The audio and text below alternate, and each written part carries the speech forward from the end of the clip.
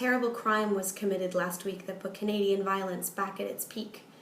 I'm sad and I'm scared and I'm angry and confused, so I turn to my politicians via the news for guidance and reason in these trying times. But among the solemnity, what do I find? Pre-fab zingers created for O'Leary and Trudeau, and catty remarks sprinkled in with low blows. These are but few examples of a political landscape that prides snide remarks over what's really at stake, which is peace and prosperity for everyone here, and those can go hand in hand. Let's make that very clear. When you stoke the fires of anger and greed, it's us who gets hit, us who die, us who bleed. And by us, I do mean every man, woman, and child who lives in this country, whether for a year or for a while.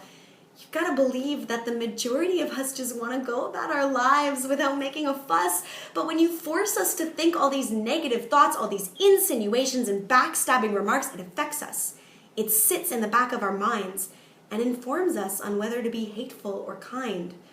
So, perhaps you don't think that your flippant remarks may ring true in many Canadian hearts, but we're listening.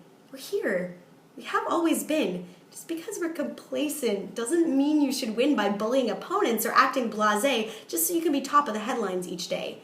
I believe in this country, and I know it can rise above all the hatred, the low blows, and lies. But we're scared, we're confused, and we're pretty divided. Our country is huge, and it's mad expensive to fly it. We don't know each other from west to east coast, so we can't understand that what matters most is true tolerance for our fellow woman and man, so each can keep living whatever way that they can. Being conservative does not have to mean that you're racist, and being a liberal does not mean you're elitist. These are political terms for political beliefs, not of race or of morals or of the company you keep.